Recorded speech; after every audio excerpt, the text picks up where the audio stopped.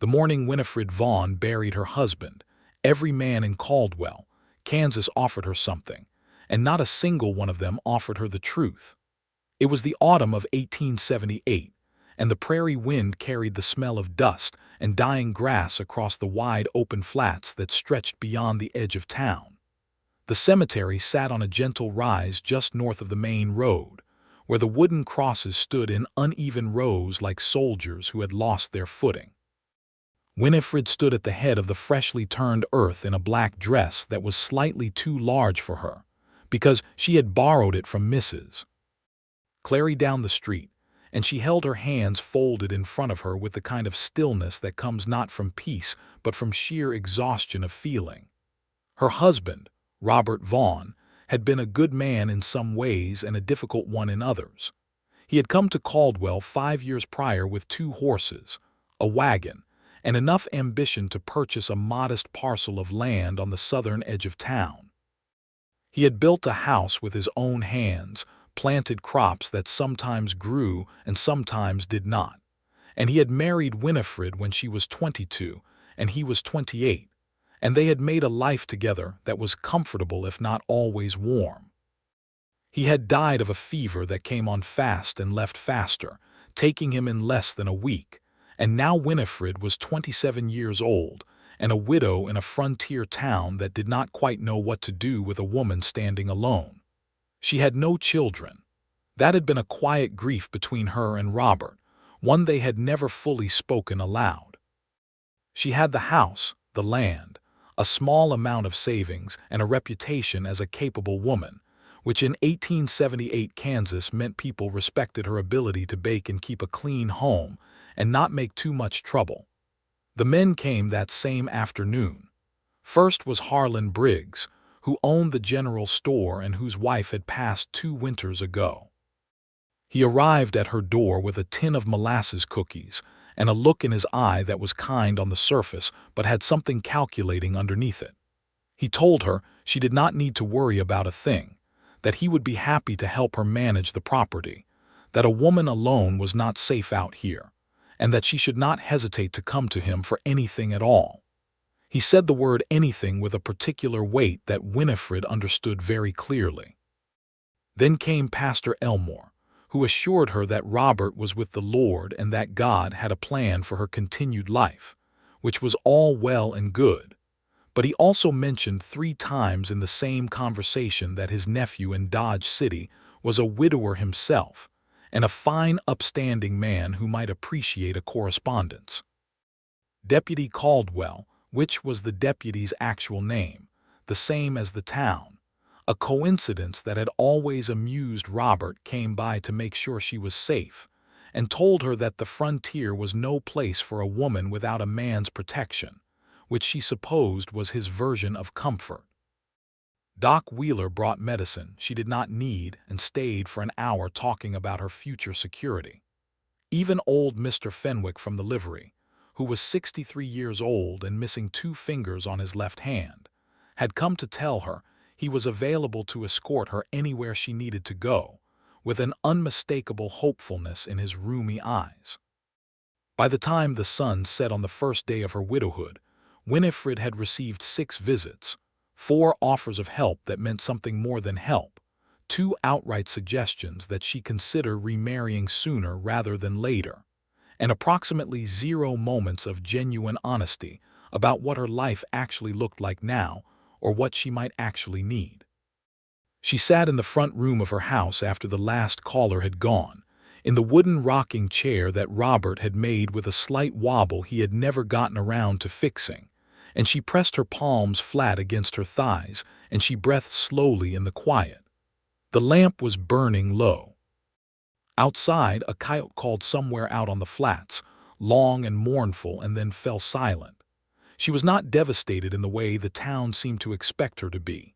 She had loved Robert in the way one loves someone who has been a steady fixture of life, but their marriage had been more partnership than passion. She was sad, genuinely sad, in the way that any loss of a familiar and known presence brings sadness. But what she felt more than grief was a strange, vertiginous sense of being unmoored, of standing at the edge of something vast, and not knowing whether it was an ending or a beginning. What she did not need was men offering to anchor her to their own docks. She wanted someone to tell her the truth. She wanted someone to look at her and say, "You are going to struggle, Winifred, and here is specifically what is going to be hard, and here is what you will need to figure out, and I trust you to figure it out." She wanted honesty the way a person lost in the dark wants a lantern, not comfort, not a warm hand to guide her somewhere she had not chosen to go, but actual light. She went to bed without eating supper and lay awake listening to the wind move through the eaves. Theodore Townsend arrived in Caldwell 3 days after Robert Vaughn's burial, which was not the most auspicious timing for a man who would eventually come to love the widow. He came in on horseback from the north, riding a bay mare with a white blaze down her nose named Lucy, who had strong opinions about water crossings and a very calm disposition about everything else. Theodore was 31 years old, broad through the shoulders, lean everywhere else, with dark hair that needed cutting and a jaw that had not seen a razor in about 5 days. He wore a plain brown coat and practical boots and a hat that had seen genuine weather. He had a rifle in the scabbard on his saddle, a bedroll, 2 saddlebags, and a reputation in the counties he had passed through for being exceptionally fair and exceptionally plain-spoken. He was a surveyor, working on commission from the Kansas Pacific Railroad, which was still extending its reach across the state and needed accurate land surveys done before it could proceed with any further agreements. It was solid, skilled work, and Theodore was good at it. He had spent the better part of 5 years moving from town to town across Kansas and the Nebraska Territory, staying long enough to complete a survey, sometimes several months, and then moving on. He had not set out to be a man without roots, but that was what had happened, and he had made his peace with it in the practical way. He made his peace with most things, which was to simply notice it clearly and keep working. He rode down the main street of Caldwell, past the general store where Harlan Briggs was sweeping the front step with an eye on everything that passed, past the sheriff's office and the livery, and the small wooden church with the cross that had been knocked sideways by last spring's wind and never quite straightened. He tied Lucy at the post in front of the Caldwell Hotel, which was a 2-story building that was perfectly decent by frontier standards, and he went inside and arranged for a room for as long as the survey work required, which he estimated at 6 to 8 weeks. He was not thinking about any widow. He was thinking about the land survey maps he had been sent, and whether the creek bed on the western parcel had shifted since the previous assessment. It was at the general store the following morning that he first saw Winifred Vaughn. She came in wearing a brown wool dress and a practical expression, with a basket over her arm and a list she had written out on the back of an old envelope. Her dark auburn hair was pinned up but not elaborately. She was not a woman who had time for elaborate, and she had brown eyes that were alert and a little tired and very direct. She was not performing grief, which Theodore noticed, because he had seen performed grief and it looked different. She was simply a woman with a list who needed flour and lamp oil, and a new candle mold because her old one had cracked. Harlan Briggs moved around the counter the moment she came in with a speed that was slightly undignified, and Theodore watched from beside the nail barrel as the storekeeper tried very hard to be indispensable. "Mrs. Vaughn," Briggs said, with a warmth that had business in it, "you should not be carrying that heavy basket yourself. Let me carry it for you. In fact, I was thinking that perhaps you would allow me to begin a running account for you, given your current circumstances. No obligation, of course, just a neighborly gesture." Winifred looked at him with the kind of patience that has been worn thin but has not yet broken. "Thank you, Harlan. I have money, and I am quite capable of carrying my own basket. I would like 2 pounds of flour, a quart of lamp oil, and do you still have those beeswax candles from the Brennan order that was not collected?" She had cut through the comfort and gone straight to the transaction, and Theodore felt something he did not quite have a name for yet, which was admiration. He stepped up to the counter to collect the box of survey stakes he had ordered, and she glanced at him with those direct brown eyes and gave the brief nod that strangers give each other in small towns, acknowledging presence without commitment, and then returned to her business. "You are new," she said, not to him specifically, but in the general direction of the room, because it was the kind of town where everyone knew everyone else and a stranger was as obvious as a red horse in a gray herd. "Just arrived," Theodore said. "Theodore Townsend, I am surveying for the railroad." "Winifred Vaughn," she said. She paused. "The railroad survey, that would include the southern properties." "Some of them," he said. "I have not started yet. I'm still reviewing the original land records." She looked at him for a moment, and there was something measured in it, the look of a woman who was accustomed to assessing quickly whether a person was going to be straightforward with her or not. He did not look away, and he did not smile with the particular reassuring smile that people used when they wanted to seem harmless. He just looked back honestly, which was all he knew how to do. "My property is on the southern edge of town," she said. "If your survey comes near it, I would appreciate being informed directly rather than finding out from someone else." "That is fair," he said. "I will let you know." She nodded, collected her basket and her purchases, and left the store. Harlan Briggs watched her go with the expression of a man who has been briefly set aside, and then he looked at Theodore with sudden assessment. "That is the widow Vaughn," he said, with the particular tone of a man marking territory. "Just lost her husband 3 days ago." "I know what a widow is," Theodore said mildly, picked up his box of steaks and left.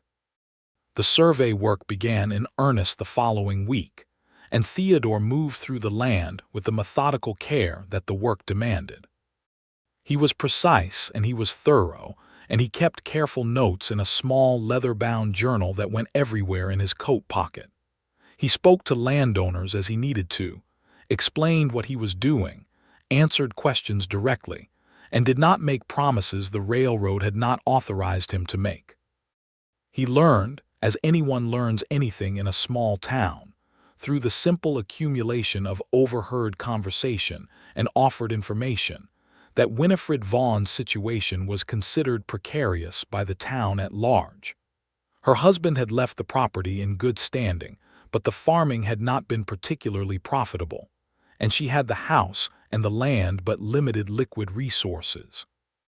It was the kind of situation that made people, especially men, feel helpful in ways that served their own interests while also genuinely believing they were being generous, which was the most complicated kind of help there was.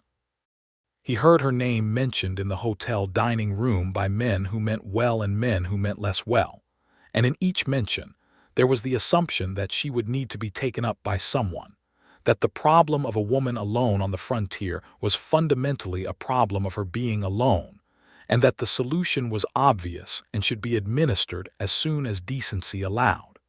Theodore did not speak into those conversations. He ate his supper and noted, in the back of his mind, the frequency with which a woman he had spoken to exactly once was being discussed, as though she were a piece of land waiting to be claimed. He encountered her again on a Tuesday, 2 weeks after his arrival, when he was walking the southern property line, and found himself at the fence that bordered her land. She was in the kitchen garden, pulling the last of the autumn vegetables before the hard frost that everyone knew was coming. She wore a worn canvas apron over a gray dress, and her hair was coming slightly loose from its pins in the way hair does when you have been working outside for an hour. She did not notice him immediately, and he stood at the fence line and debated for a moment whether to call out or simply make his presence known by clearing his throat, and he chose the latter because it seemed less like an intrusion. She looked up and recognized him and did not startle, which he noted approvingly. "Mr. Townsend," she said, straightening up with a bunch of turnips in her hand. "Mrs. Vaughn," he said, "I wanted to let you know that my survey reaches your eastern boundary. I will not need to come onto your property itself, but I will be working the line for the next several days."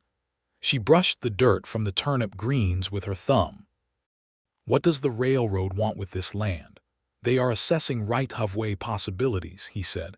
"I cannot tell you yet what they will decide because I genuinely do not know. The survey is factual. What the railroad does with the facts is a separate matter. She looked at him with those careful eyes. Does that mean my land might be affected? It might, he said. I would be lying to you if I said it definitely will not. But I would also be lying to you if I said it definitely will, because I do not have that information yet. She was quiet for a moment. Most men who came to her property, she had found, worked hard not to say things like it might be affected. They worked hard to reassure her, to make her feel that everything was fine, because watching a recently widowed woman become worried was uncomfortable for everyone involved. This man had just told her the honest answer even though it was not a comfortable one. I appreciate that, she said, and she meant it simply, without decoration. I try to be accurate, he said. She studied him a moment longer and then she said, because the directness was apparently contagious, "Would you like some coffee? It is cold out here and I have a pot on." He considered refusing, because propriety in 1878 Kansas was a real thing and not a small one. But he also thought about the fact that she was standing in her own kitchen garden, and the invitation was matter-of-fact rather than loaded with any particular significance, and he said, "If it is no trouble." "It is already made," she said, and walked toward the back door of the house, leaving him to follow or not as he chose. He left his survey equipment by the fence post and followed. Her kitchen was clean and practical, and held the good smell of the coffee she had described, along with something spiced that turned out to be apple butter simmering on the back of the stove. She poured 2 cups and set them on the table and sat down across from him with the ease of someone who had decided to extend hospitality and was not going to make it complicated. "How long have you been surveying?" she asked. 5 years, he said. "Before that I worked land assessment in Ohio. Before that I studied at Kenyon College, engineering and mathematics." "You are educated," she said, and it was an observation, not a compliment or a criticism. "Somewhat," he said. "Are you from Kansas originally?" "Virginia," she said. "I came out with Robert, my husband, in 1873. His family had been talking about Kansas since before the war, and he finally went, and I went with him." She paused and then said, because honesty had established itself as the working mode of this conversation, "It was harder than either of us expected." "The frontier usually is," he said. "Yes," she said, "but no one likes to say so."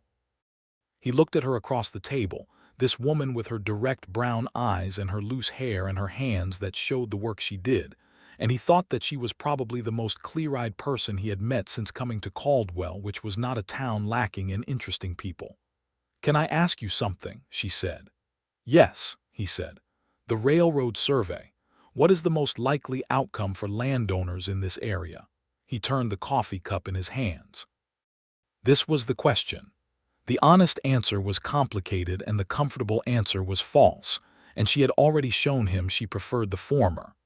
"The most likely outcome," he said, "is that the railroad will want right-of-way along the creek corridor and possibly the eastern flat, which does not touch your house or your primary cultivated land. But there will be negotiation, and the railroad does not negotiate generously as a rule. Landowners who go into those negotiations without clear understanding of their legal rights frequently come out of them having given more than they needed to." She set her coffee cup down. "So I should understand my legal rights?" "Yes," he said. "And you should consider consulting with someone who understands land law, which there is a lawyer in Wichita who is specifically experienced with railroad right-of-way claims. His name is Abner Fitch. I have worked with him on previous surveys and he is honest." She was quiet for a moment, and then she said, "No one else has told me any of this." "No one else was surveying your land," he said. "That is not entirely why," she said, and there was a dry edge to it that made him want to smile. He did not stay long. He finished the coffee, answered 2 more precise questions she asked about the survey process, and then thanked her for the coffee and went back to his work at the fence line. He thought about her off and on for the rest of the afternoon while he drove stakes and took measurements, thought about the sharpness of her mind and the quiet dignity she carried, and the way she had not flinched from the honest answer even when it made things more complicated. He thought that whoever eventually sat across from that woman at her kitchen table for the rest of her life was going to have to be willing to do the same. Over the following 2 weeks, they talked 4 more times.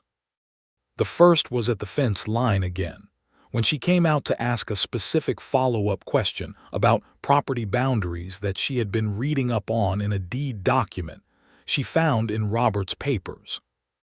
She had done the reading herself, rather than waiting for someone to explain it to her, and her question was specific and intelligent, and he answered it fully and told her she had read the document correctly.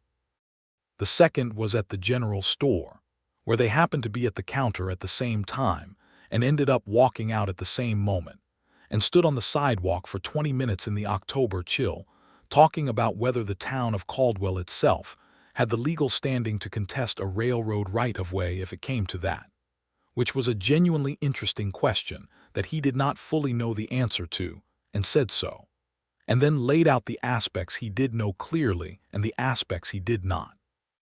And she listened with her head slightly tilted the way people do when they are actually thinking rather than just waiting for their turn to talk.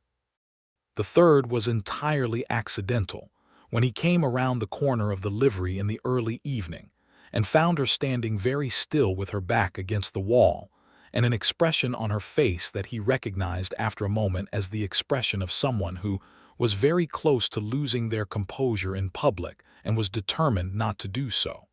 He stopped. He did not ask what was wrong immediately. He just stood there quietly for a moment, and she looked at him and he saw her eyes were bright, and the set of her jaw was very tight. "Harlan Briggs," she said in a voice that was controlled but barely, "just told me that if I am struggling to keep the property, he knows a man who would make me a very fair offer. He said it like he was doing me a favor. He has now said some version of that to me 4 times since Robert died."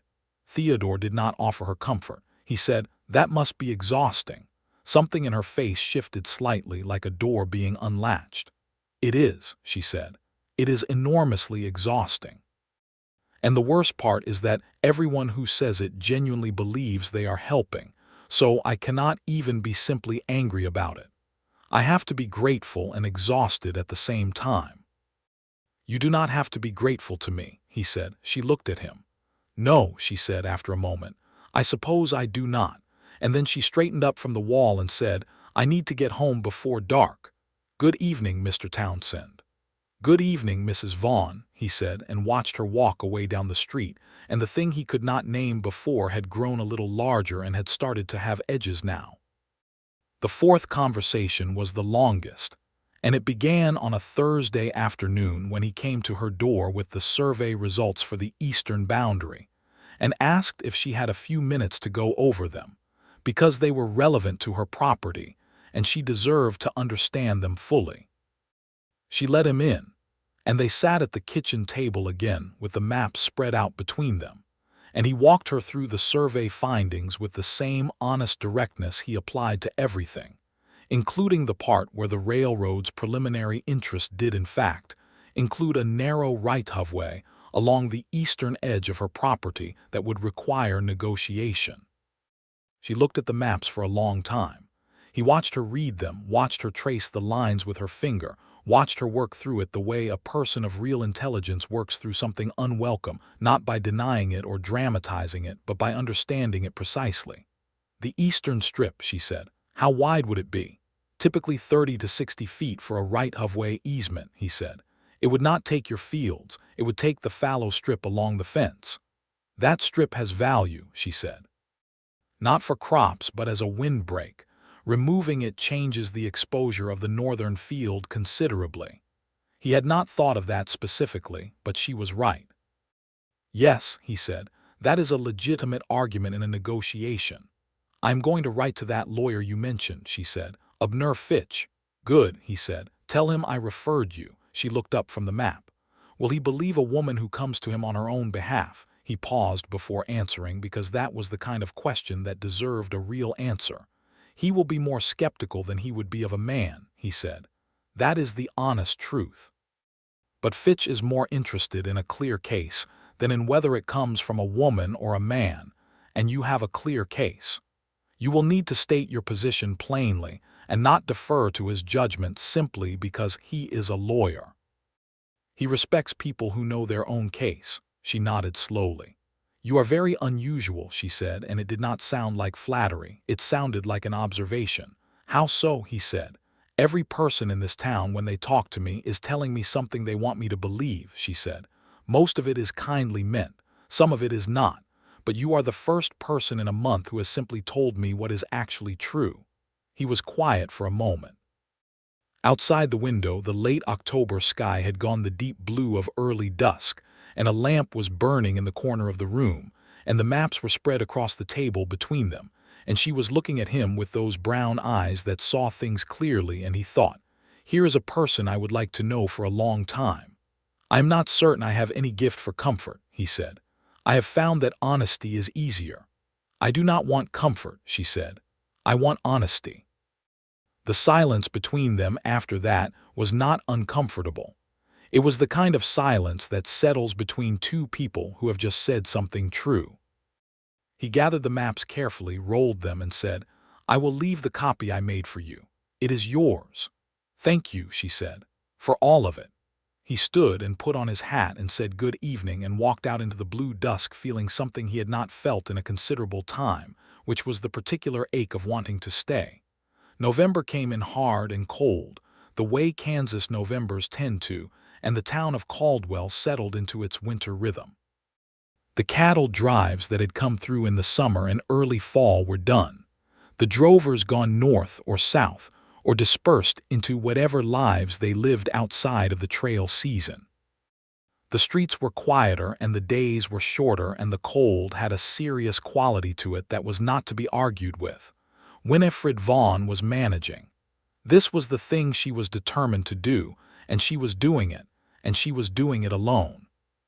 She had written to Abner Fitch in Wichita as Theodore had suggested, and had received a letter back that was professional and somewhat dry but substantive, requesting specific documentation that she proceeded to compile with the careful thoroughness of someone who had been underestimated before and intended not to be underestimated again.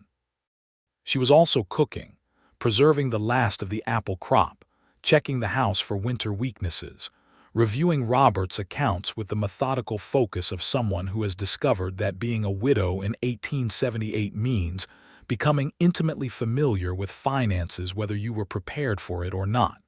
She had not been unprepared, precisely.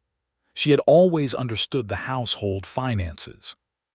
But there was a difference between understanding them jointly and being solely responsible for them, and she was learning that difference in the particular cold light of a Kansas November. Theodore's survey work extended longer than his original estimate. The railroad had sent additional mapping requests, covering a larger swath of land to the north and west, and he had needed to renegotiate his stay at the hotel through at least the end of November. He did not dislike this development. He told himself it was professionally convenient, and it was, but that was not the whole truth, and he was a man who tried to be honest with himself as rigorously as with other people. They had fallen into a pattern of occasional conversation that was not quite friendship, and not yet anything more than that, but had a warmth to it that both of them felt and neither had acknowledged. He would sometimes stop at her fence when he was working nearby and ask how the Fitch correspondence was going, and she would give him precise updates, and sometimes the conversation would wander into something else entirely. The history of the region, a book she was reading from Robert's small library, his observations from the weeks of surveying about the land itself, the way the creek had been slowly shifting east over decades, the wildflowers that grew in improbable places on the flat plains. She loaned him a book, a collection of essays by John Muir about the natural world, which she said Robert had never got around to reading, but she thought might interest a man who spent his working life measuring the land. He read it and brought it back on a Thursday with dog-eared pages where he had found something worth returning to, and they talked about it for 40 minutes at her kitchen table, and she made coffee, and it was one of the best hours he had spent in a very long time. He was honest with himself about the thing that was growing. He was careful with it. She was 4 months into her widowhood, and the town was watching her every move, and she was a woman of genuine dignity who did not need him complicating her life with feelings she had not asked for and might not want. He was also, and he told himself this clearly, a man who moved every few months for work, and she was a woman with a property and a life she was fighting to maintain, and those were facts that had to be considered. But facts had a way of changing when you were not watching them. The complication arrived in the form of Marcus Holt. Marcus Holt was 35, recently arrived from Missouri, and presented himself as a land developer with connections to various Eastern financial interests. He was handsome in a deliberate way, well-dressed for the frontier, with a smooth manner and a voice that had been trained to reassure. He had arrived in Caldwell in mid-November with 2 associates and an interest in the southern properties that bordered the railroad's surveyed corridor. He called on Winifred within 4 days of arriving in town, which was aggressive even by the standards of a town that had been very attentive to her. Theodore heard about the visit the next morning at the hotel, from the dining room conversation that filtered easily through the thin walls, and felt something that was sharper than the general concern he had been managing for the past several weeks. He did not go to her house. That would have been overstepping. But the following day, when he passed the general store and found her inside discussing preserves with Mrs. Clary, he waited outside, and when she came out he fell into step beside her naturally. "I hear Marcus Holt paid you a call," he said. She looked at him sideways. "Word travels." "It always does," he said. "What did he want?" "To buy my property," she said. "He offered a price." He was very pleasant about it and made it sound like an opportunity I would be fortunate not to miss. "What price?" he said. She told him. Theodore was quiet for 3 steps. "That is significantly below market," he said. "I know," she said. "I had calculated the value based on the county assessor records. His price was roughly 60% of the current assessment." "Did you tell him that?" "I told him I needed to consider it," she said. "Because I did not know yet whether he was simply uninformed about the valuation or deliberately offering low, and I wanted to find out before I said anything that might be useful to him." Theodore stopped walking. She stopped too and looked at him. "That was exactly right," he said. "I know," she said, without vanity, simply as a fact. "He will come back," Theodore said. "Men like that always come back with a revised offer that is still below value but sounds better because it is higher than the first one. It is a negotiating technique. The first offer is designed to lower your sense of what your property is worth, so that the second offer seems generous by comparison." She absorbed this. "So the actual conversation has not started yet?" "Not yet," he said. "What would be a fair price?" she said. He told her, with the specificity of a man who spent his professional life assigning numbers to land, and she listened carefully and asked 2 clarifying questions, and he answered them fully. And when they reached the corner where their routes diverged, she turned to him and said, "I do not know what I would do without someone to tell me what is actually happening." It came out with more feeling than she had perhaps intended, and she looked at him steadily after saying it, and the thing that was growing between them was very close to the surface for a moment, almost visible in the cold air between them. "You would figure it out," he said, because he genuinely believed it. "But I am glad to help," she nodded. She turned to go and then turned back and said, "Would you come to supper on Friday? Not for any particular reason. I have made a pot of stew that is larger than one person needs and the company would be welcome." He said yes. The supper was simple and good. The stew made with the venison that old Mr. Fenwick from the livery had contributed from his hunting, which she had accepted because venison was practical even if the old man's motivations were complex. Theodore brought a jar of honey from the general store because he had not wanted to arrive empty-handed, and she accepted it with the kind of direct pleasure that was much nicer than elaborate gratitude. They talked for 3 hours. They talked about Virginia, which she missed in specific ways, the green hills, the gentler seasons, the older quality of the light and the frontier, which she had come to in some ways love and in other ways still found harsh. They talked about his family in Ohio, parents still living, one younger brother who had taken over the family farm and seemed content. They talked about the war which had ended 13 years ago but whose shadow lay over everything in ways that were still felt daily, the movement of people west, the disruption of everything that had seemed settled, the terrible and complicated aftermath. She asked him at some point in the evening whether he had ever been married. He said no. She asked why not, with the directness that was so characteristic of her, and he said that he had been engaged once, 7 years ago, to a woman in Columbus, Ohio, and that she had eventually made the honest assessment that she could not be happy with a man who was always moving on and that she had been right, and that he had not been heartbroken so much as sobered. "Do you regret it?" she asked. "I regret that I could not be what she needed," he said. "I do not regret what I have done since.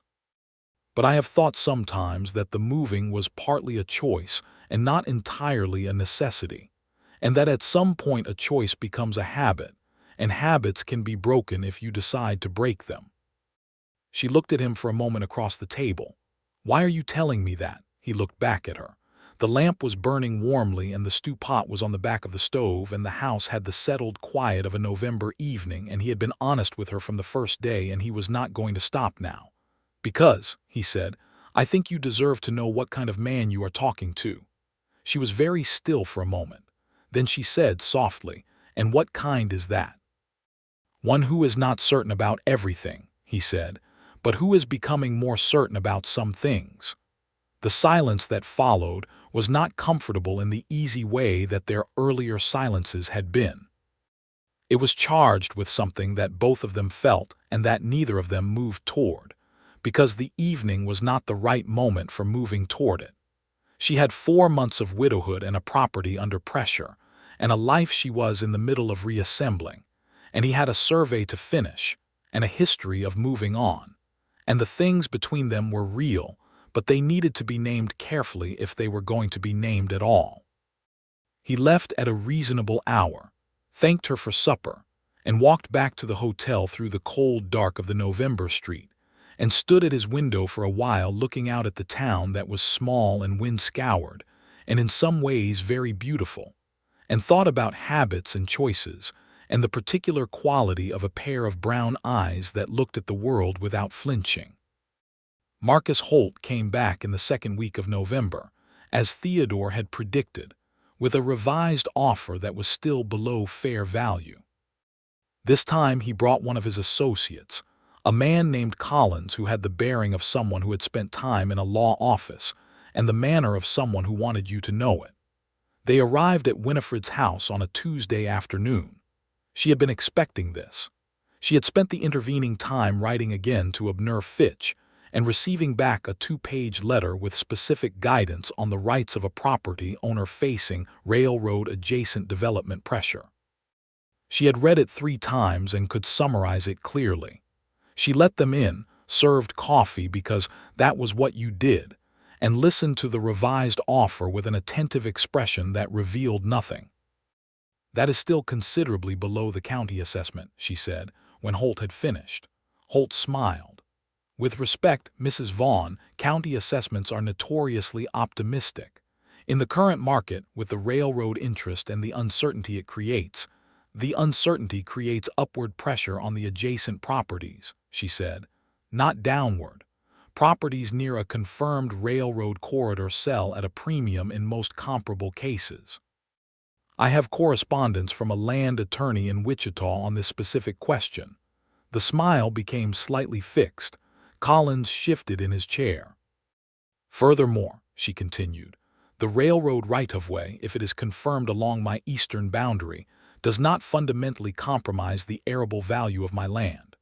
The fallow strip affected serves as a windbreak and has some value in that capacity, but the primary fields are untouched, so the right-of-way argument does not substantiate a below-market sale price." Holt looked at her with new attention, the way a man looks when he has revised his understanding of the room he is in. "Mrs. Vaughn," he said carefully, "you have clearly given this considerable thought." "I have," she said. I will not be selling the property at the price you have offered. If you have a fair market offer to make, I am willing to listen. If you do not, then we have nothing further to discuss today." They left. She stood in the front room after they had gone and allowed herself 3 full minutes of shaking slightly, because knowing the right thing to say and saying it under pressure were two different things, and her heart had been going very fast. Then she took a deep breath, went back to the kitchen, refilled her coffee cup, and sat down to write a letter to Theodore telling him what had happened, because he would want to know, and because she wanted to tell him, which was something different. She stopped halfway through writing it and looked at the page. She had been going to leave the second sentence, about wanting to tell him, in the letter. She crossed it out. Then she looked at the crossing out for a moment and wrote it back in. Then she folded the letter and decided to simply walk to the hotel and tell him in person, because that was more honest than a letter with crossings out. He was in the small lobby of the hotel when she arrived, just coming down from his room with his coat and hat and the survey journal, about to go out for the afternoon. He saw her come through the door, and something in his face shifted in the way that a face shifts when it sees something it has been wanting to see. She told him about Holt's visit. He listened with complete attention, and when she finished he looked at her with an expression that was unmistakably proud, not in a condescending way, but in the way of a person watching someone else do something genuinely impressive. "You handled that exactly right," he said. "I was very frightened," she said. "I know," he said. "You did it anyway." She looked at him for a moment in the lobby of the Caldwell Hotel, with its faded wallpaper and the wood stove crackling in the corner and the clerk pretending to be very interested in the ledger, and she thought, "Here is a man who will always tell me the truth. Here is a man who told me the railroad might affect my land when everyone else was reassuring me. Here is a man who told me what Holt's negotiating tactic was before Holt used it. Here is a man who, when I told him I was frightened, said I know simply, without trying to take the fear away or diminish it, because the fear was real and he respected real things. Would you walk with me?" she said. They walked south along the main road and then east along the track that ran near the creek, the one that the railroad survey had documented, in the cold, clear air of the November afternoon. The cottonwood trees along the creek had gone bare, and the dried grass was pale gold in the late light, and a hawk was circling in wide, slow arcs overhead. They walked for a while without speaking, in the easy way that people who have been honest with each other can be quiet together. "Theodore," she said. It was the first time she had used his given name. He looked at her. "I have been thinking," she said, "about a number of things. And one of the things I have been thinking is that I am not actually looking for anyone to make my life easier or safer or more comfortable. I do not want someone to take care of things for me. I have been discovering in these past months that I am quite capable of taking care of things myself." "You are," he said simply. "But," she said, and paused and looked at the creek for a moment, "there is a difference between being capable of something alone and choosing to do it alone. And I have been thinking about what the difference actually is, between needing someone and wanting someone." He was very still beside her. "I do not need you," she said, and there was no unkindness in it, only precision. "But I find that I want to know you for a long time. And I am telling you this because you have always been honest with me, and it seems right to be honest with you." He was quiet for long enough that she felt the first edge of something that was not quite vulnerability but was close to it. "Winifred," he said, and his voice was different than it had been, lower and more careful. "I should tell you something." "Tell me," she said. "I came to Caldwell for a survey," he said. "I plan to be here 6 to 8 weeks and then move on. That is what I have done for 5 years. I told you that." "Yes," she said. "I have been sitting with the fact," he said slowly, as a man who chooses words with care speaks slowly, "that for the first time in 5 years the idea of moving on has become something I would need to actively choose rather than simply do by default. And I have been trying to decide whether that is," he paused, "whether that is what it sounds like or whether I am simply having a pleasant few months." "And," she said, "it is what it sounds like," he said. "I am not uncertain about that." I am only uncertain about how to say it to someone who has been through what you have been through in the past months, without it seeming like every other man in this town." "You are not like every other man in this town," she said. "How can you be certain?" he said. "Because every other man in this town offered me comfort," she said. "You offered me honesty. That is not a small difference."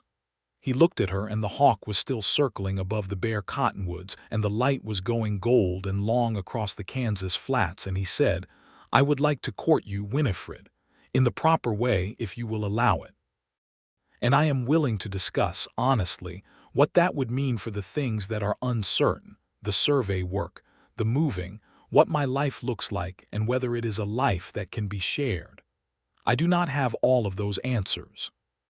But I would rather start with honesty and find the answers together than offer you a certainty I do not have." She looked at him for a moment that felt very long and very full. "Yes," she said, "that is exactly what I want." They walked back to town in the cooling dusk, and the distance between them was slightly smaller than it had been on the way out, and when they reached the place where their paths divided, he took off his hat with the formality of a man who was treating something with the seriousness it deserved and said, "May I call on you Sunday?" "Yes," she said, and smiled at him and walked home. The winter of 1878 moving into 1879 was a courtship conducted in the particular way of two people who had agreed to be honest with each other about everything, which meant that unlike most courtships of the era, it was not primarily a performance. There was no pretending. There was no Winifred presenting herself as softer or more in need of guidance than she was, and no Theodore presenting himself as more settled or more certain than he was. They talked at length and with directness about real things. He called on her Sunday afternoons, and sometimes a Tuesday evening when the survey work brought him near her property. He came to the door with a small thing each time, not extravagant gifts but practical ones that showed he had been paying attention. A pound of the particular tea she had mentioned liking, a new candle mold to replace the one that had cracked, a piece of proper drafting paper for her to make her own property maps. She fed him and talked to him, and on the Sundays they often walked, and the walking conversations were some of the best ones. He told her about his family, and she told him about hers, the father she had lost in the war, the mother who had gone to live with her sister in Richmond, the older brother who had taken a government position and lived a very different kind of life than the one she had chosen. She told him about Virginia in the years after the war, the peculiar desolation of a landscape she had loved that had been fought over and damaged, and how coming west with Robert had felt like choosing something rather than inheriting something, even though it had been harder than either of them expected. He told her about the 5 years of moving, what he had loved about it, the new land, the different country, the satisfaction of mapping something accurately, and what he had found himself slowly noticing he lacked. Not comfort or stability in the material sense. He was a practical man and not uncomfortable with discomfort, but continuity, the deepening of a particular place and particular people, the knowledge of how a piece of land changes across seasons rather than just across a survey. "You want roots," she said. "I think I have wanted them for a while," he said, "and have been moving too fast to plant them." "Kansas is good for roots," she said with a dry look. He laughed, which she found she loved because it was a real laugh, nothing performed about it. "I have noticed." The Holt situation resolved itself in December. Theodore had written to the railroad's land office on her behalf. Not to speak for her, she had been clear she did not want that, but to provide accurate survey data that supported the actual market value of the properties in the corridor, which was his professional obligation in any case, and which had the useful side effect of undermining Holt's below-market arguments. Holt made one more approach to Winifred in early December, this time without Collins, and was again declined, politely but firmly, and by Christmas he had moved on to a different set of properties north of town. She wrote to her mother in Richmond as the year turned, a long letter that she had been composing in her mind for weeks. She told her mother about Robert's death, and about the months since, and about the survey of her property, and about the railroad question. And at the end of the letter she mentioned Theodore Townsend, described him plainly and without excessive language, and said she believed he was a good man in the real sense of the word, not the polite sense. Her mother wrote back in February with the message that she trusted her daughter's judgment, and that an educated surveyor with an honest character sounded considerably better than some of the alternatives available in a frontier town, which was her mother's version of enthusiasm. The town of Caldwell had, of course, noticed. Small towns always notice, and they notice with the particular intensity of places that do not have enough people to provide privacy. The initial response was mixed. Harlan Briggs was poorly disguised in his displeasure. Pastor Elmore found ways to subtly suggest that 5 months of widowhood was perhaps not enough time for a woman to be accepting calls from a man. Mrs. Clary, on the other hand, told Winifred plainly that she thought the surveyor was the best thing to walk through town in 2 years, and that Winifred should not let other people's opinions about the appropriate duration of her grief govern her own heart. Deputy Caldwell, the name, who had also harbored some hopes in the early weeks after Robert's death, was gracious about it in the way of a man who has decided that dignity is more important than disappointment, and Theodore respected that. What the town could not entirely deny, even the people who were invested in alternative outcomes, was that Winifred Vaughn looked different. Not lighter exactly, because she was not a frivolous person and would not have responded to that word, but more herself somehow, more deliberate. She held her head differently. She argued clearly at the town council meeting in January about the railroad right-of-way terms and had actual facts to support her position, which was not something the council had anticipated from a widow, and which earned grudging respect from everyone present, including the council chairman. Theodore finished the survey commission in mid-February. The railroad had its maps. He submitted his final report to the land office in Wichita by post and received his final payment shortly after. He was no longer employed in Caldwell. They talked about this on a Sunday evening in late February, sitting in her front room with the lamp burning and the wind doing its serious winter business outside the windows. He had told her plainly. His professional reason for being in Caldwell was concluded. He could go back to Wichita and take another commission, or he could pursue something different. He had been thinking about the latter. There are 2 surveyors in Wichita who have talked about taking on a partner, he said. Their business covers most of south-central Kansas. It would mean a base in one place rather than moving from commission to commission. It is also less lucrative than independent work, at least initially. She looked at him steadily. Are you telling me this because you are asking my opinion on a career decision, or because you are telling me what your plans are, or because you are asking me something specific? He looked at her, and the honesty that had been their foundation from the first day was there in his face, along with something that was very warm and very certain. All 3, he said.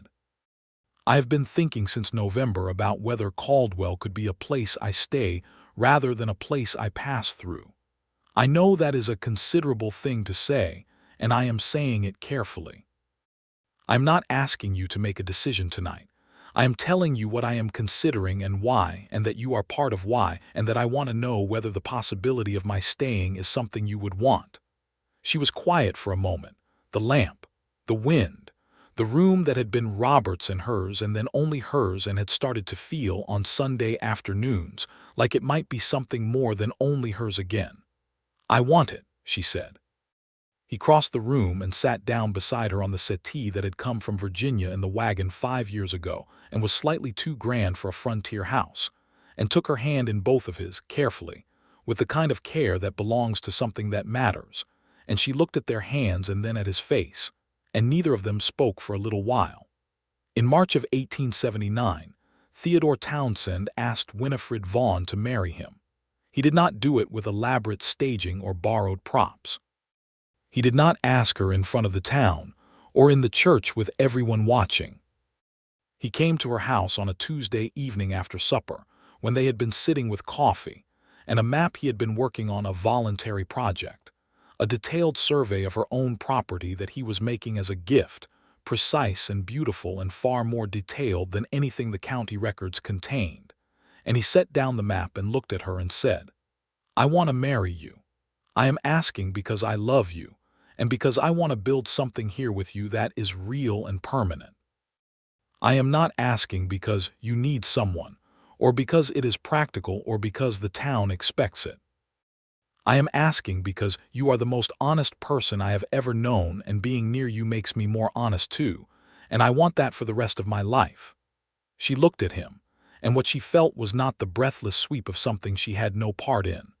What she felt was a warm, grounded certainty, the kind that comes not from being swept away but from standing on solid ground and choosing, clearly and deliberately, to stay there. "Yes," she said, and the word was simple and complete and meant everything it was supposed to mean.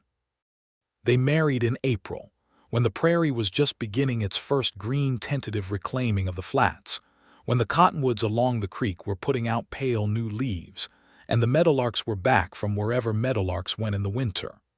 The ceremony was at the church, which had finally had its cross straightened courtesy of a windstorm in March that had knocked it fully down and necessitated reinstalling it properly.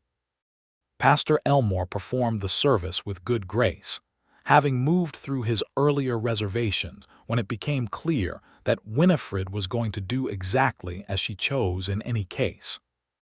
She wore a blue dress she had made herself from fabric she had ordered from a Wichita dry goods catalog, not a traditional wedding white because she was a widow and a practical woman, but a fine deep blue that suited her coloring and was good quality that would last.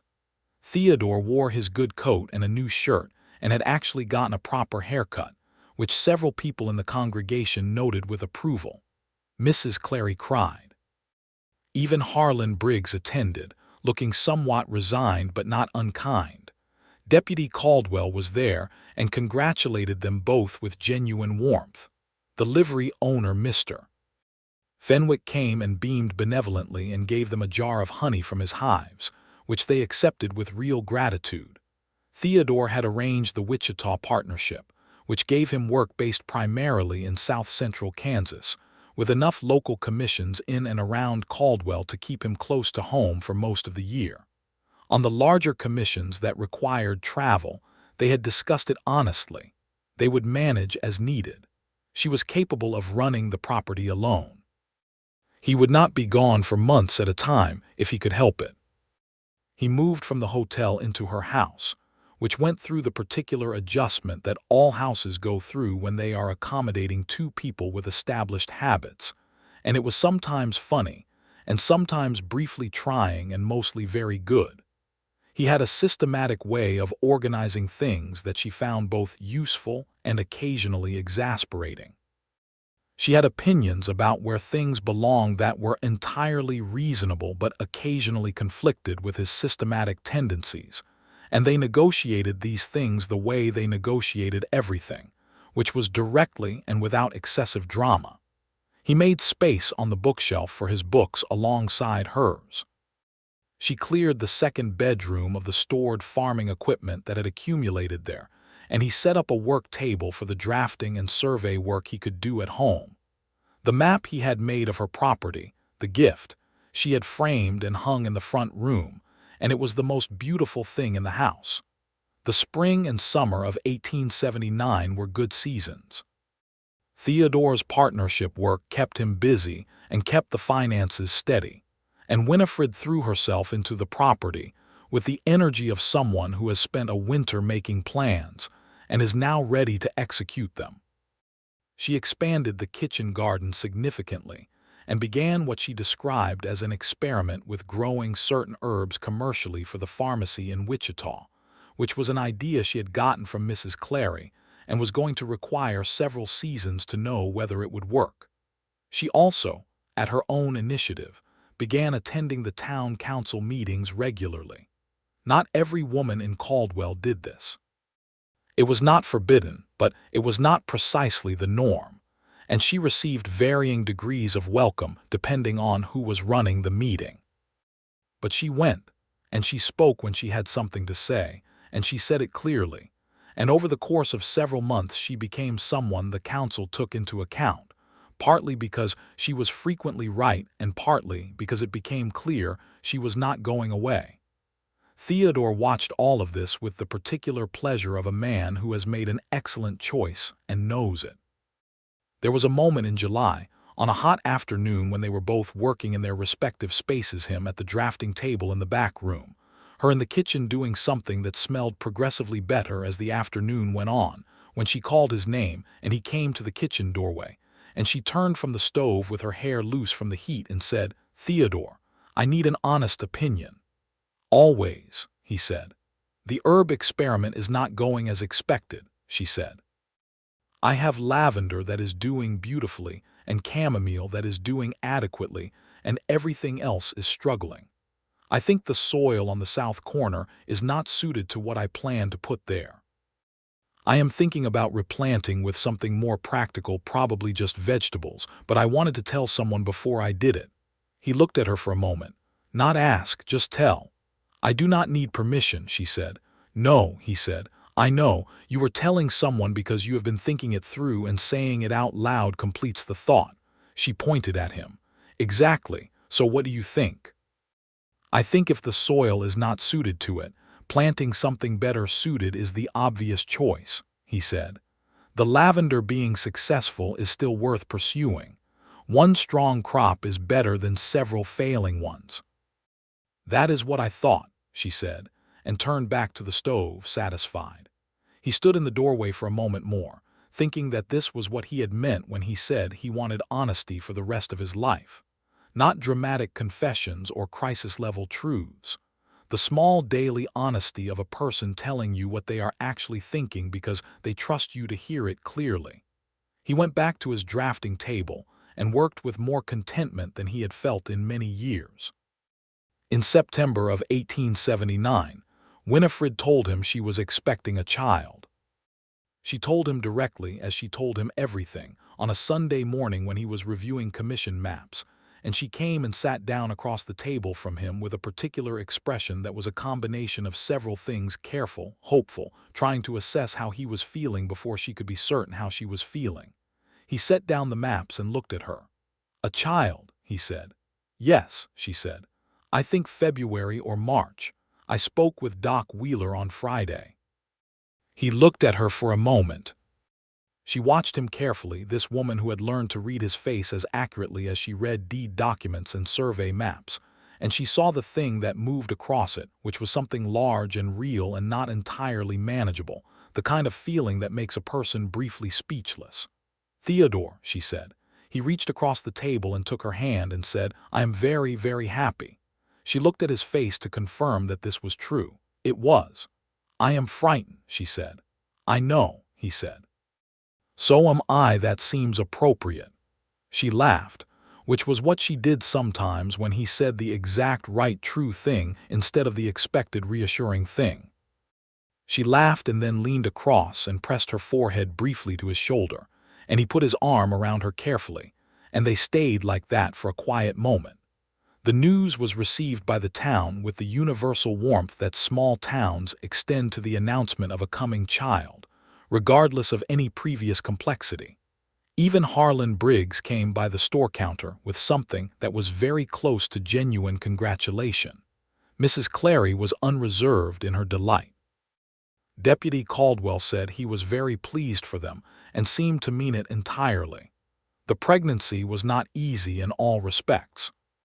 Winifred was ill for the first months in the mornings and sometimes the afternoons, and she found this infuriating and said so, because she had work to do and being ill was a waste of time. Theodore did not tell her to rest and not worry about things. He said practically, "Tell me what needs to be done that you cannot currently do and I will do it." And then he did it, without making it a production, just as an extension of the ordinary work of keeping a household going. She was also, as the months progressed, someone who had opinions about how a child should be raised, and she expressed these opinions clearly and found that he had opinions too. and that their opinions agreed in most of the important ways and differed in some of the interesting minor ones. And the discussions were the best kind because they were honest and ended in actual conclusions rather than polite deferral. They disagreed, specifically, about whether a child should learn to read at home before school age or whether school should be the primary arena for it. She thought early reading was a significant advantage, and that waiting for school was an unnecessary delay for a child who was ready. He thought it depended on the child, and that no one could know yet because the child did not exist yet outside of her, which was so logical it was briefly annoying, and she said so, and he agreed that it was probably annoying and maintained the position, and she eventually conceded it was the right position and was somewhat put out about that too, which made him laugh. The child arrived in early March of 1880, on a day when the first real warmth of approaching spring was still 3 weeks away, but the light had a different quality that suggested it was coming. Theodore was in the house for the birth, which was attended by Doc Wheeler and Mrs. Clary, and he sat in the front room and did not pretend to be calm about it because he was not calm about it. And when Doc Wheeler came to the doorway and said, "You have a son, Mr. Townsend," he stood up fast enough that the chair scraped the floor.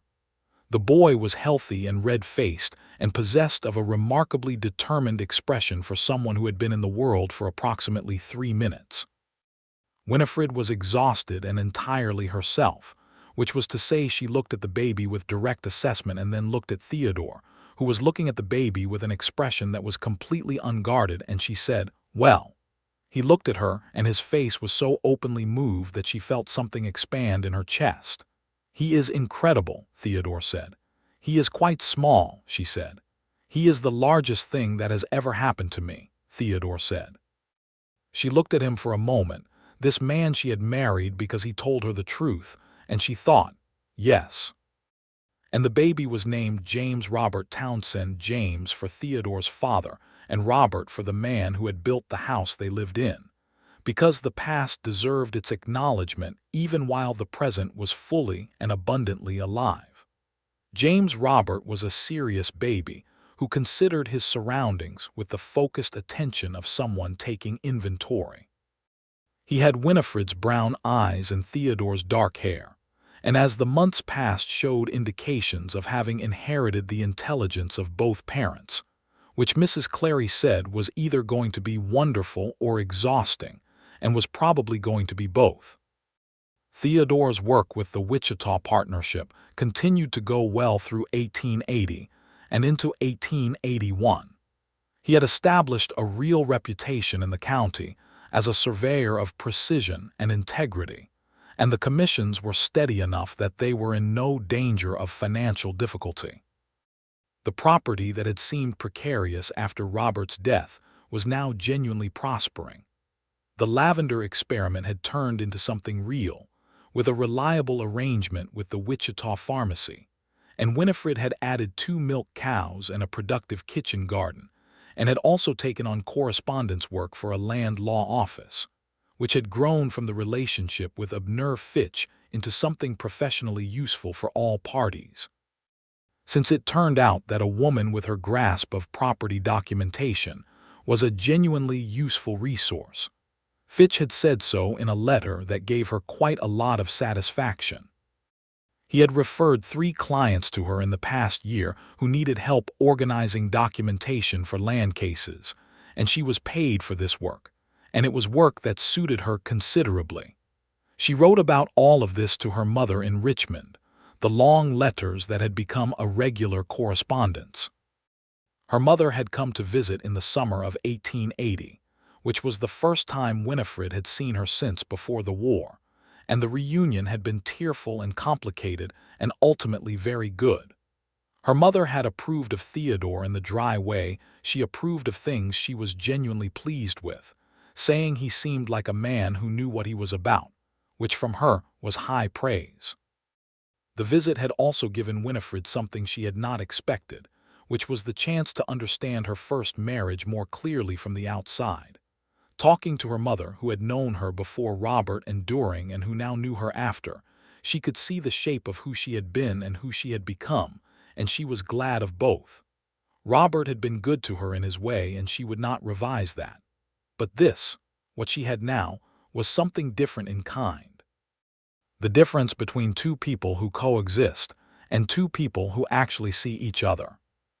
Theodore heard about this conversation later, when her mother had gone back to Richmond and they were sitting on the front porch in the warm August evening, with James asleep inside and the fireflies doing their brief work in the long grass at the field's edge. She told him what she had said to her mother, and he listened without interrupting. "You were describing the difference between comfort and honesty," he said. "Yes," she said. "I think so." He was quiet for a moment. "Do you think you would have found this anyway, with someone else?"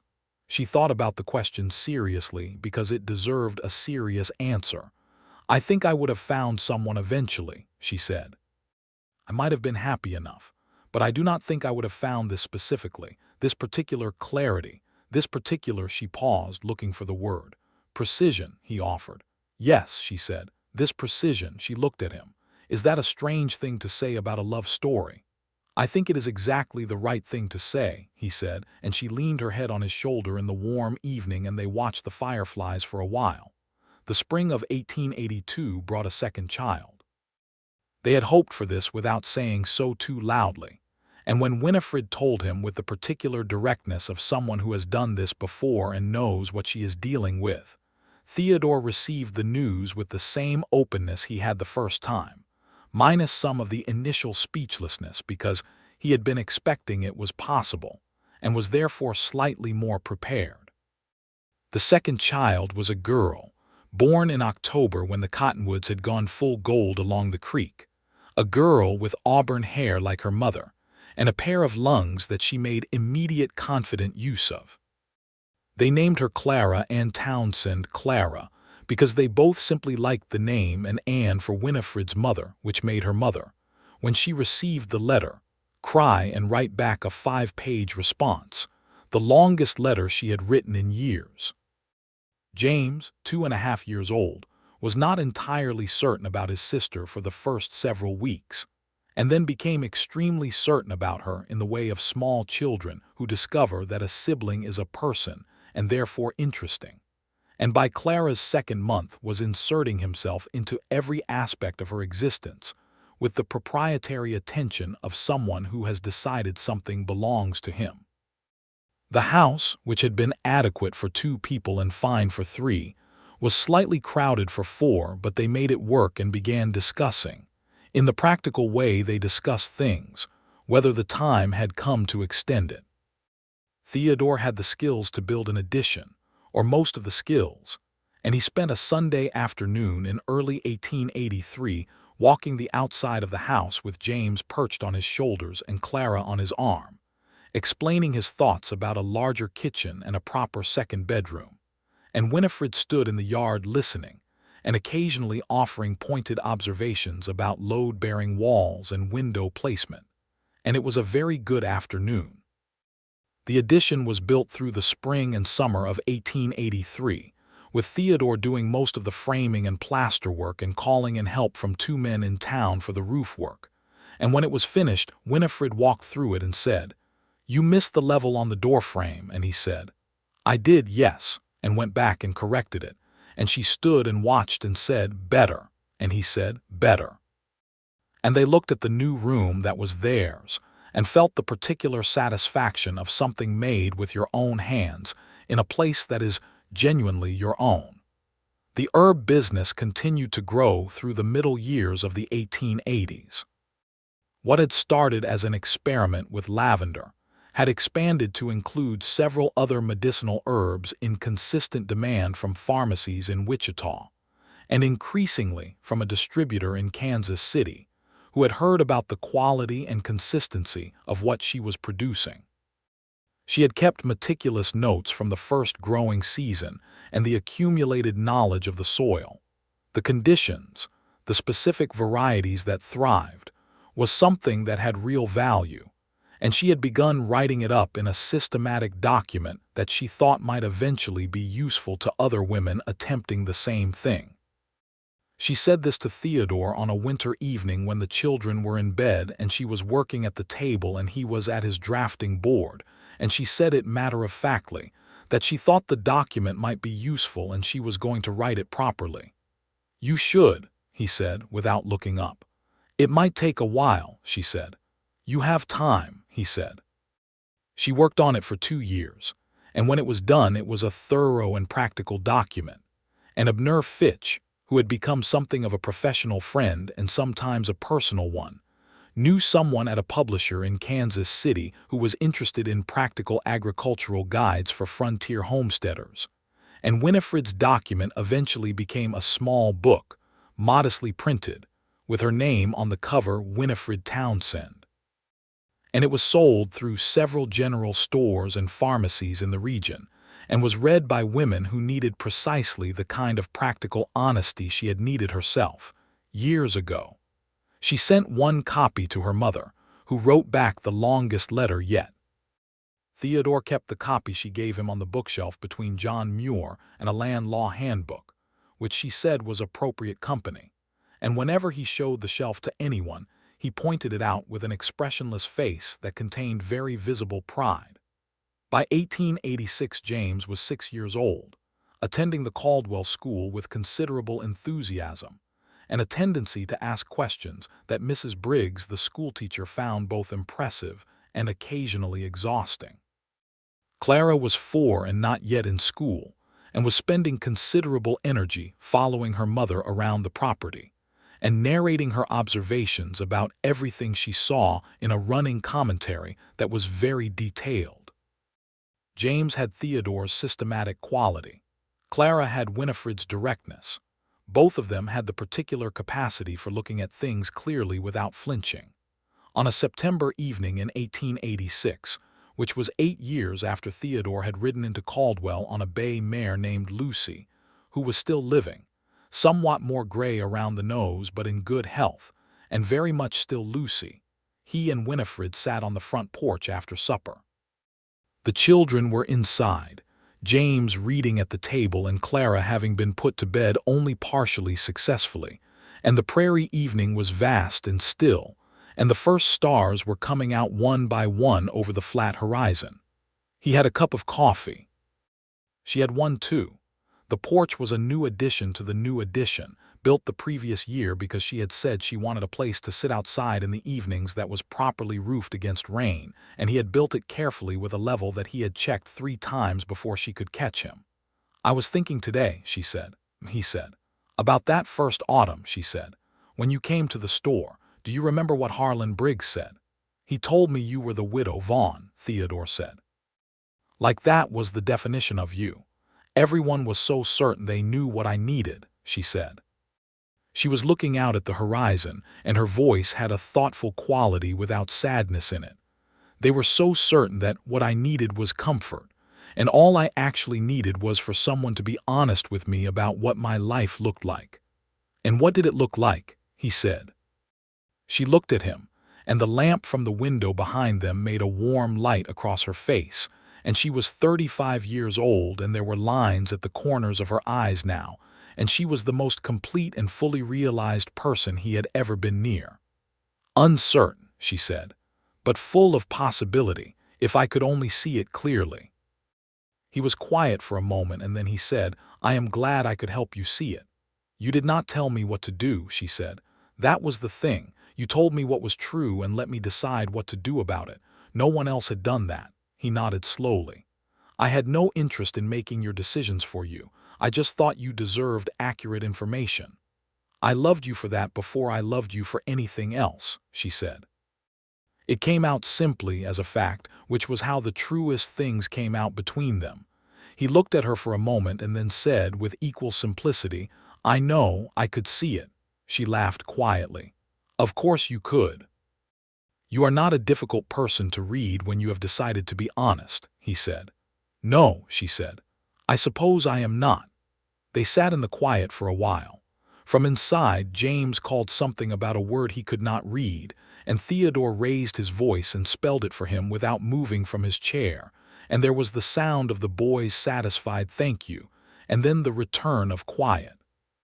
The night deepened and the stars spread across the sky in the prodigal way they do over the Kansas plains, where there is enough sky to really use them. The coyotes called somewhere out on the flats, the same sound they had always made, long and ascending and trailing into silence. The creek, the one that the survey had documented 8 years ago, ran its slow eastward shift in the dark. Winifred thought about the woman who had sat in a borrowed black dress at a grave she was not entirely sure how to grieve, listening to the sound of a coyote and feeling unmoored. That woman had wanted honesty the way a person in the dark wants light. She had received comfort from every direction, kindly meant and sometimes less kindly meant, and none of it had been what she needed. And then a man had come to her fence line and told her the truth, not a grand or dramatic truth. The simple working truth of what her land survey meant and what her property rights were, and what a land developer's lowball offer actually indicated. The truth that her property might be affected and the truth that she was capable of handling that. The truth that he was uncertain about some things and certain about others, and that he was willing to say which was which. She had chosen that. Not because it was romantic exactly, though it had become romantic in the way that real things do, because it was real. Because it was the only offer that treated her as a person who could handle the truth of her own life. She looked at Theodore, at the familiar lines of his face in the lamplight, at the slight smile that meant he was comfortable and content, at the hands that held the coffee cup and had measured her land and built the room where her children slept and taken hers carefully across a kitchen table 8 years ago. "Theodore," she said. "Winifred," he said. "I am glad you were a surveyor," she said. "Specifically you, specifically coming to survey specifically my land." He looked at her with the smile that was not performed. "So am I," he said, "more than I can accurately measure." She reached over and took his hand, and he turned his palm up and held hers, and they sat in the enormous Kansas night with the stars overhead and the children inside, and the land around them that was theirs together, and the future stretching forward like a good survey, precise, documented, and full of everything that remained to be known. The years that followed were built in the same way they had built everything between them, with honesty, with directness, with the ordinary and extraordinary work of two people choosing each other every morning. James grew into a boy who was methodical and curious, and had inherited the best of both of them. And Clara grew into a girl who would look you directly in the eye and say exactly what she thought, which made her several people's favorite child and occasionally a logistical challenge in school. A third child came in 1888, another boy, Henry William Townsend, named for both grandfathers, a cheerful and determined child who arrived with considerably less drama than his predecessors, and immediately set about being intensely interested in everything that moved. The herb business became a reliable and respected enterprise. Winifred hired a woman from town to help with the expanding production, and trained her with the same thoroughness she applied to everything. The small book she had written was in its second printing by 1887. Abner Fitch had become a genuine friend of both of them, the kind of friendship that is built on professional respect that deepens into something more substantial, and he visited Caldwell twice a year and stayed for supper, and argued pleasantly about land law and regional politics, and occasionally about books. Theodore's surveying partnership in Wichita flourished, and he eventually became the primary partner, which meant that most of his work could be directed from Caldwell, with travels that were manageable and never too long. He was known across south-central Kansas as the most accurate and most honest surveyor working the region, which was a reputation that had been built one honest assessment at a time. The town of Caldwell itself grew and changed around them. Harlan Briggs eventually remarried, a widow from Wichita who matched his energy exactly and seemed very happy with him, and they were cordial neighbors in the way that people can be cordial when enough time has passed to smooth the edges. Deputy Caldwell became Sheriff Caldwell, which was still funny, and was a good sheriff, thorough and fair. Mrs. Clary remained the center of practical warmth in the community, until she passed in 1889, which was a loss that Winifred felt as the loss of one of the genuinely irreplaceable people, and she went to the grave in her own black dress, this time one that fit, and stood without the sense of being unmoored because she was anchored now in a life of her own making, fully and completely, and she carried her grief for Mrs. Clary as a clean and honest grief, which was how that woman would have wanted to be grieved. On a morning in the spring of 1890, 12 years after Theodore had ridden into Caldwell on Lucy, now gone to her final rest in the field behind the barn, Winifred stood at the kitchen window with her coffee and looked out at the land that spread south and east in the sharp early light. The cottonwoods along the creek were just coming into leaf again, their pale green tender against the wide blue of the sky. The kitchen garden was showing its first green. Somewhere in the front room, Henry was talking to himself in the particular running narrative he maintained about whatever he was doing. James was at school. Clara was at school. Theodore was in the back room at the drafting table working, and she could hear the small, precise sounds of him working. She thought, this is it, not a conclusion, not a destination arrived at. This is the life in the ongoing present tense of its living. This is what honesty builds when you give it enough seasons and enough honest days. She heard the drafting stool scrape back and Theodore's steps in the hall, and then his hands on her shoulders from behind and his chin briefly near her ear, looking out the window at the same view. "The creek is higher this spring," he said. "It is," she said. "The snowmelt was heavier. I should resurvey the eastern line," he said. "The bank has shifted again." "Probably," she said. They stood at the window together, in the warm kitchen that smelled of coffee and the last of the previous season's dried lavender that hung from the rafters, and looked at the land that they had chosen and had chosen them back, in the complicated and beautiful negotiation of a life built on truth. "Are you happy?" he asked. She thought about the question, and she answered it the only way she knew how, which was honestly. "Entirely," she said. He pressed his lips briefly to her hair and said, "Good," and went back to his drafting table, and she finished her coffee at the window, and Henry called out a question about a frog he had found in the garden, and the spring light moved across the Kansas plain in its enormous and unhurried way, and the story of their life went on, as such stories do, into the uncharted and well-surveyed territory of the days ahead.